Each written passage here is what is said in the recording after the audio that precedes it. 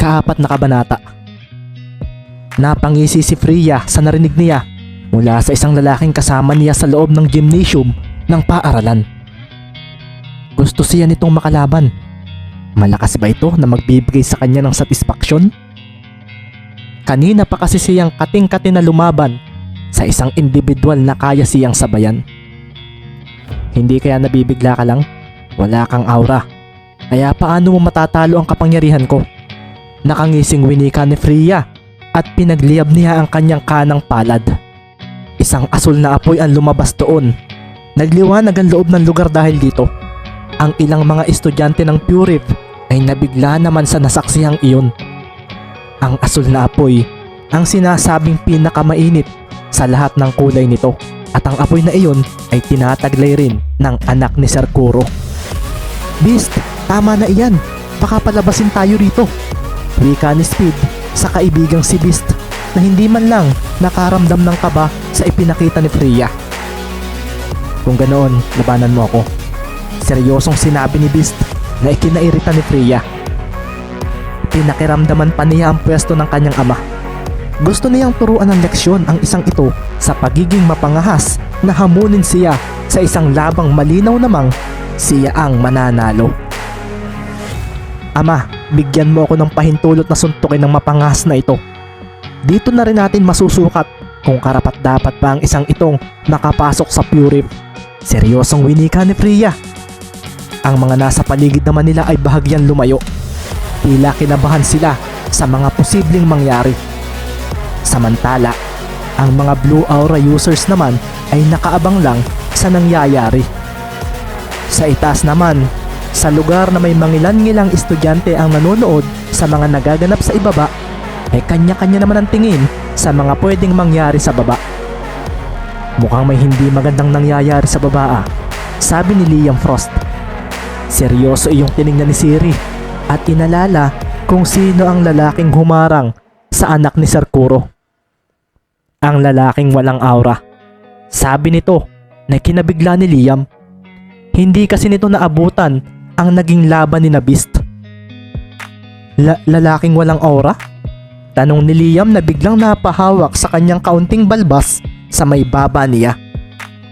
Tinalo ng isang iyan gamit ang pisikal na lakas ang dalawang kinalaban nila kanina. Wala siyang kapangyarihang ginamit at walang kahirap-hirap nitong pinabagsak ang dalawang may indigo aura. Tila naging interesado si Liam nang marinig iyon mula kay Siri, at pagkatapos ay tiningnan nila ang lalaking pinag-uusapan nila. Mula sa kabilang parte ng gymnasium ay may ilang estudyante rin ang naroon at nanonood. Iyan pala si Freya. Seryosong winika ng isang estudyanteng may katangkaran. Medyo fitted ang uniforme nito dahilan upang makita ang magandang tikas ng katawan nito. Gupit ang buhok nito at semi-kalbo iyon. Kasalukuyan din siyang ngumunguya ng bubblegum ng mga sandaling iyon. Si Ruby Kreiser, isa rin sa Purif 8. Siya ang nasa ika-8 pwesto. Ang kanyang aura ay orange at ang kanyang kapangyarihan ay ang invisibility. Marami ring mga babae ang galit sa kanya, pero wala siyang pakialam sa mga ito. Interesado ako sa iyo, Freya. Mahinang sambit nito na sinundan niya ng isang makahulugang ngiti. Tumikhim na lang si Sir Kuro nang makita ang munting komosyon sa anak niya at ng binatang walang aura. Hindi niya pwedeng hayaang magdesisyon ng anak sa mga gusto nito. Isa pa, gusto niyang maging patas sa lahat. Gaya nga ng kanyang inaasahan, walang magiging kapartner ang kanyang anak. Sa mga anak niya, si Freya ang tanging walang kaibigan. Madalas ay nakikipaglaban ito sa kung sino-sino sa training grounds na kanilang pagmamayari. Walang nasa isip ito kundi ang makipagtagisan ng lakas sa bawat makikitang malakas doon. Itigil mo yan, Freya, at ikaw rin, Beast, saway ni Sir Kuro. Nalaman niya ang pangalan ng lalaki dahil malakas ang boses ng kasama nitong si Speed. Napabuntong hininga na lang si Freya at naglakad na palayo mula sa dalawa. Ni hindi naman talaga siya interesado sa mga iyon. Ni hindi nga rin siya nagulat sa nagawa ng lalaking nagngangalang Beast kanina. Kahit raw siya ay kayang magpatumba ng kalaban nang hindi gumagamit ng kapangyarihan. Sina Beast at Speed naman ay bumalik na rin sa pwesto nila. Huwag kang magmadali, Beast. Kapag nakapasok tayo rito, doon mo labanan ang mga gusto mong labanan. Lahat ng mga estudyante rito ay malalakas. Sinisiguro ko sa iyo iyan, paliwanag ni Speed sa kaibigan. Tiningnan lang siya ni Beast at parang wala lang ang sinabi niyang iyon kung titingnan ito. Muli ngang nagsalita si Sir Kuro sa mga natira sa loob. Sa totoo lang, hindi talaga iyon ang dapat na unang mangyari sa pagsasala. Gusto lang niyang makita kung may magiging kapartner ang anak niyang si Priya. Gusto niyang sa paaralang ito makahanap ito ng kaibigan. Dahil para sa kanya, ang pagiging hero ay hindi lamang sa lakas o abilidad na susukat. Isama pa nga ang sinabi kanina ng isang nakapasa na hindi batayan ng aura para maging isang hero. Pinalapit nga ni Sir Kuro si Eighteen at doon ay may tinanong siya. Nasaan na si Luther? Tanong nito. Si Luther ay isa ring guro sa paaralan. Si Luther Gotheim ay isang red aura kagaya ni Sir Kuro. Isa rin itong hero ng Fury. Padating na raw po siya, mahinang sabi ni Eighteen, hanggang sa may isang bilog na liwanag ang biglang lumitaw sa tabi nilang dalawa. Natigilan ang mga partisipante sa nakita. Mula sa bilog ay may isang makisig na lalaking nasa edad 30 pataas ang lumabas. May hikaw ang kanang tainga nito at may ilang pilat sa mukha. Nang makita nila kung sino ito, ay nakaramdam sila ng galak at pagkatuwa dahil kilala nila ito. Isa itong hero ng Fury. Si Sir Luther, ang Vanisher, sambit ng isa na halatang fan nito. Kinawayan ni Luther ang mga partisipante. Pagkatapos noon ay nagkatinginan sila ni Eighteen. Pasensya ka na Sir Eighteen. Sir Kuro, sorry, sabi ni Luther na agad yumuko ng paulit-ulit sa dalawa. Bilisan mo na, dalhin mo na kami sa paanan ng Bulkang Lavars. Seryosong sinabi ni Sir Kuro. Nang marinig naman ng ilan ang pangalan ng bulkang nabanggit ni Sir Kuro, ay nakaramdam ng kaba ang mga ito. Isa ay yung aktibong bulkan sa dulong timog ng Purip. Walang sino man ang pumupunta roon dahil napakadelikado dito. Isa pa, kilala ang bulkang iyon bilang pugad ng mga lafanak. Ito ay ang malalaking ibong may apoy at lava na mga pakpak at balat. Alam na naman siguro ninyo kung anong meron sa Lavars. Pwede pa kayong umatras kung gugustuhin ninyo. Nakangiting sinabi ni Luther sa mga partisipante. Tila isang babala iyon para sa mga ito. Ang ilan ay napalunok ng laway. Ayaw man nilang gawin iyon, ay pinangunahan agad sila ng takot. May isang katangian din kasi ang bulkang iyon na kinatatakutan ng mga baguhan. Naglaho ang nasa 10 na lang na mga partisipante matapos gumamit si Luther ng teleportation kasama sina Sir Kuro at Eighteen. Ang mga ito ang naglakas ng loob na sumama sa susunod na destinasyon. Ang Bulkang Lavars. Kapag nasa mababang kulay ang aura mo ay lalamunin ka ng bigat ng pressure sa lugar na iyon hanggang sa hindi ka na makagalaw. Seryosong winika ni Siri kay Liam habang inaayos ang maganda nitong buhok na paminsan-minsan ay nakikita ang kintab dahil sa liwanag ng paligid. Sigurado silang dalawa na 5 lang ang makakapasok sa mga partisipante. Ang 5 may blue aura lamang. Sumama pa rin ang lalaking walang aura. Sambit naman ang isang estudyanteng lalaki na nahahati ang kulay ng buhok sa itim at puti. Tila nagka-interes siya sa magiging resulta ng pagsasala. Lumitaw ang lahat sa paanan ng hindi kataasang bulkan sa dulo ng Purip. Sa paglitaw ng mga ito rito ay siyang pagpapalabas ng aura ng bawat isa. Ang aura nila ang magsisilbing panangga nila sa mabigat na pressure at init sa paligid. Napakainit sa paligid at nakikita nila ang pagtalsik ng mainit na magma sa itaas ng bulkan. Naroon din ang mapulang lava na dumadaloy mula sa bunganga nito. Kumukulo ito. Isang senyales na hindi basta-basta ang temperaturang taglay nito. Napansin din nila ang mga nagliliwanag na ibong lumilipad sa itaas. Lumilipad iyon ng paikot sa palibot ng bunganga ng bulkan. Malalaki iyon at siguradong kayang pisain ng mga paa nito ang sino mang madadagit nito. Pinagmasdan ni Sir Kuro na kasalukuyang nababalutan ng red aura ang katawan ang mga partisipante sa harapan niya. Nangingibabaw ang liwanag ng blue aura ng 5 na nanatili antika sa kabila ng pressure at init sa paligid. Ang 3 naman sa 10 ay may indigo aura, ngunit makikitang nahihirapan ng mga ito na panatilihin iyon.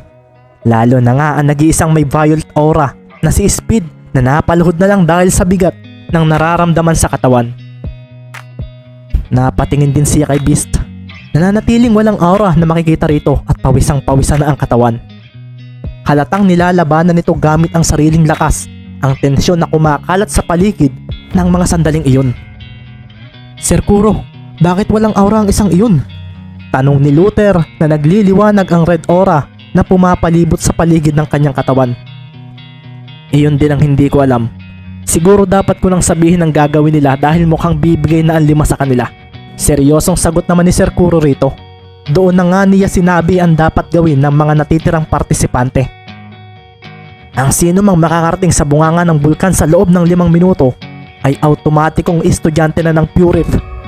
Pagkasabi noon ni Sir Kuro ay siya ring paglalaho ng 3. Wala nang iba pang sinabi ang mga ito dahil sapat na ang mga lumabas sa bibig ng matandang gumagamit ng apoy. Hihintayin na nila ang mga makakapasa sa bunganga ng bulkan.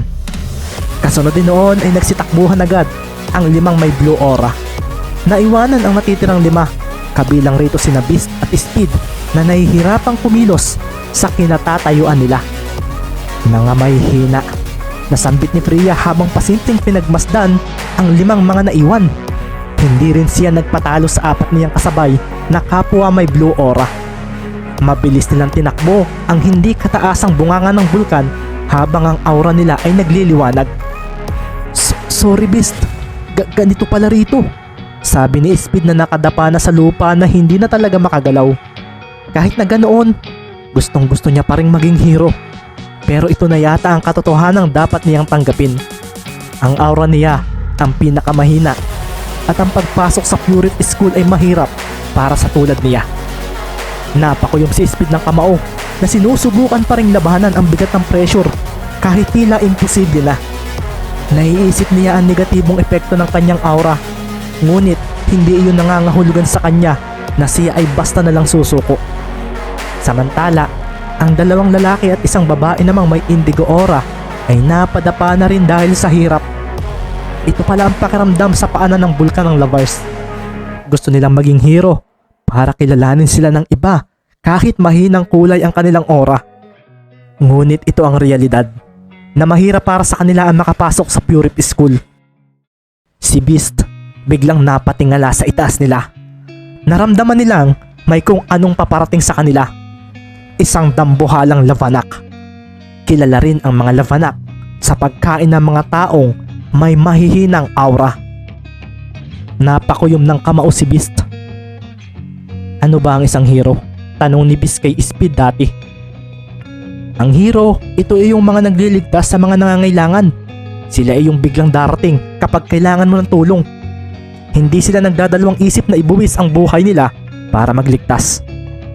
Paliwanag ni Speed sa kanya bago siya pilitin ito na subukang pumasok sa Purif School. Ayaw ko ng ganoon, ayaw kong maging hero. Seryosong sinabi ni Beast na ang nasa isip ay makahanap ng malalakas na makakalaban. Naisip nga niya na baka pwedeng mga heroes ang labanan niya. Wala akong katangian ng pagiging hero. Dagdag pa nito na ikinangisi ng kaibigang si Speed. Mahigpit nang ikinuyom ni Beast ang kanyang kamao. Nilabanan niya gamit ang pisikal na lakas ang bigat na nararamdaman. Bumibigay na ang kanyang mga binti pero sinusubukan pa rin niyang huwag mapaluhod. Bumulusok na nga ang umaapoy na bibig ng lavanak dahil tila gusto na nitong kainin silang 5 ng mabilisan. Isa pa, may ilan pa sa itaas ang tila susunod dito at mukhang pagpipiestahan sila ng mga ito kapag nagkataon. Wala nang pagpipilian si Beast. Ang lakas lang niya ang magiging kasangga niya. Gusto ko pa rin maging hero, sigaw naman ni Speed sa kanyang isipan. Doon na nga mas nagliwanag ang kanyang violet aura. Hindi iyon malakas pero nananatili pa rin iyon. Nawawala na siya bahagya ng pag-asa kanina pero napansin niya si Beast na nakatayo pa rin. Alam niyang may iligtas sila nito dahil naniniwala siya sa kanyang kaibigang ito. Dito na nga pinagana ni Speed ang kanyang abilidad. Tumalon ka pa kaliwa. Suntukin mo siya sa katawan dahil lalampas ang ulo niya sa harapan mo. Pilit na sinabi ni Speed na pinipilit pa rin makigalaw kahit imposible na. Tumalon nga si Beast pa kaliwa at nagmintis ang gagawin sana ng labanak na paglapa sa kanya. Hindi nga ito nag-alinlangang sundin si Speed, pero nakaramdam siya kaagad ng sobrang init nang maging malapit siya sa umaapoy na katawan ng labanak. Pero nilabanan niya iyon. Kahit na malalapnos ang kanyang balat sa tindi noon, ay hindi niya itinigil ang balak niyang gawin. Isang napakalakas na kanang suntok ang ginawa niya sa bukas na katawan ng labanak na umatake sa kanya. Napangiwi na lang si Beast dahil sa init na tila susunog sa kanya. Pero tila walang epekto iyon dahil dumikit lang ang kamao niya sa nagliliyab nitong balat. Subalit habang inaakala niyang wala iyong epekto, biglang napahinto sa paggalaw ang dambuhalang ibon. Isang malakas na hangin ang kumawala mula sa kamao ni Beast na ikinagulat niya. May kung anong puwersa ang bumaon sa katawan ng labanak na nagmula sa kanyang kamao. Nayanig ang buong paligid sa pagbagsak ng dambuhalang labanak. Napatingin si Beast sa kanyang kamao. Nababalutan iyon ng indigo at violet na aura at nagmumula iyon sa 4 na kasama niya roon. Mabilis na nilapitan ni Beast ang bumagsak na labanak. Pinipilit pa rin niyang labanan ng init at bigat ng pressure sa paligid, pero kaunti na lang at bibigay na talaga siya. Nasa harapan na niya ang ulo ng dambuhalang ibon at kalmado niya itong hinawakan sa bahaging iyon. Hinaplos niya iyon, katulad ng ginawa niya noon sa mga mababangis na hayop na tinalo niya sa gubat. Nakatingin na ang labanak sa mga mata ni Beast na tila nagkakaintindihan. Doon nga ay unti-unting bumangon ang dambuhalang ibon. Si Beast, kahit nahihirapan, ay isa-isang isinakay sa ulo ng labanak ang 4 na kasamahan niya. Iyon ang parteng walang apoy sa katawan nito. Pagkatapos noon ay lumipad ito patungo sa bunganga ng bulkan. Si Speed, kahit na nahihirapan, ay pinilit na ngumiti. Hindi mo man gustuhin Beast na maging hero. May katangian ka ng pagiging isa nito. Simula pa lang nang tinulungan mo ako noon, isa ka ng hero para sa akin. Sabi ni Speed sa sarili na ipinikit na ang mga mata dahil sa hindi na niya kaya ang bigat ng pressure sa buong lugar. Kaya sasamahan kita Beast hanggang sa pareho tayong maging mga bayani sa mundong ito. Sa paglitaw ng dambuhalang labanak sa bunganga ng bulkan ay isa namang pagka-alerto ni Sir Kuro sa pagkaakalang aatakihin sila nito. Pero nabigla sila nang makitang sakay sa ulo nito ang binatang si Beast na kasama ang 4 na partisipante. Buong lakas na binuhat ni Beast ang 4 at bumaba palapit sa harapan ng 3 guro ng Purity School. Iligtas ninyo sila. Ito ang huling sinabi ni Beast sa mga ito bago tuluyang bumigay ang kanyang katawan. Inisip niyang hero ang 3 ito, kaya alam niyang tutulungan ng mga ito ang 4 na mga kasama niya. Ilang mga sandali pa, doon na nga rin dumating ang 5 may blue aura na nabigla nang makitang may isang dambuhalang labanak na nakaupo sa tabi ng 3 guro ng paaralan. Wala na roon sina Beast dahil mabilis itong ibinalik ni Luther sa Purity School. Binabati ko kayo, nakapasa kayong 10. Winika na nakangiting si Sir Kuro na ikinagulat ng mga huling nagsidatingan sa lugar na iyon.